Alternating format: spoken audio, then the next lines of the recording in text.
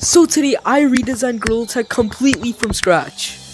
Basically what I'm gonna be doing is recreating my own Gorilla Tag monkey, and then making a thumbnail with it to see its potential as a Gorilla Tag monkey. By the way, if this video gets to 150 likes, I'll make a part 2 where I redesigned every single Gorilla Tag cosmetic. But if you want to be notified when that video comes out, make sure to hit that subscribe button and the notification bell so you can get notified when it releases.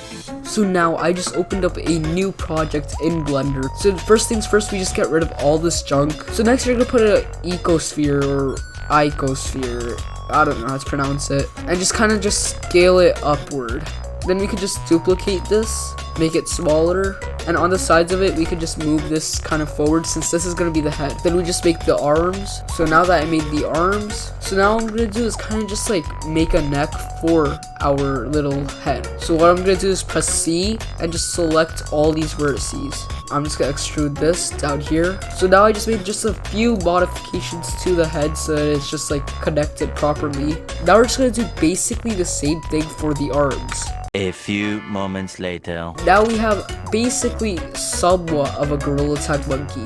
But what we're going to want to do is just press A and Control J. So now, as you can see, I just added a modifier called subdivision surface. This basically just adds more definition to our monkey if you want. So now I'm just going to use this tool just to grab this and pull our vertices in sculpt mode. I could actually do this in the modeling tab if you guys want, since it's a lot more easier to use in my opinion. Now I just made slight little changes to my monkey so it looks slightly better. But right now, it literally does not look much like a Gorilla Tag monkey because there's no textures on it. So now what you're going to want to do is go on this tab called texture paint, press this button down here, and what you're going to want to do is press new and just change the color to like white over here. So now we just open it over here, and as you can see, nothing's happening. The thing is, we could draw on this right now and make our own texture, but the thing is, let's say I draw on it, it's going to do it on multiple parts because they're all layered and stacked on each other over here. So what you're going to want to do is press U, unwrap, and smart UV project. And it basically separates it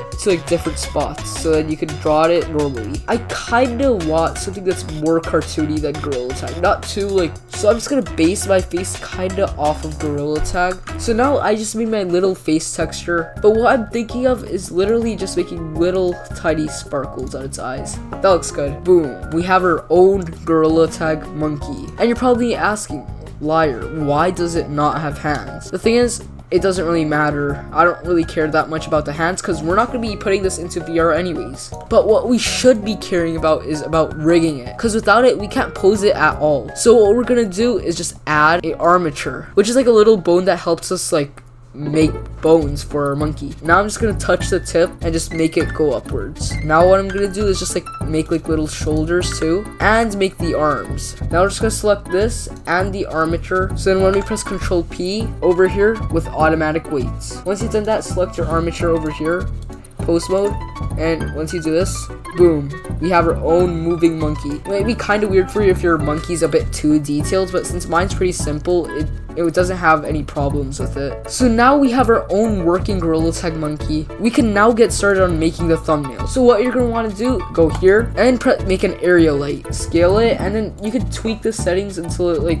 gets to like how you want it. What I'm planning on doing is just making like a little hi thumbnail, like just like me saying hi. So I'm just gonna add a camera and just tweak the camera settings a bit until you like it. And now I'm gonna select the armature and just pose it. And now as you can see, I just posed my gorilla, and what we're gonna do is press render image, and boom. Now I'm just gonna save this into my files. And now what I'm gonna do is just go on a website called Photopea. Now we're on Photopea. So what I want to do is like a little gradient, since this doesn't have much to do with anything. I know it's not the best, but this video is mainly about us just making this monkey, so I'm just gonna rush this. So now what I'm gonna do is select the burn tool over here. If you right click, you should see more options. Now we're just gonna lower the hardness all the way down, select size over here, and just like make our own shadows. So since this monkey looks kind of separate from the background, and then pressing outer glow, increasing the size and making sure it's like the same color over here. And if you want, you could tweak it more to your liking. For example, you could add an inner glow. So now we just made this. Yes, it looks weird, but this isn't all about the thumbnail, obviously.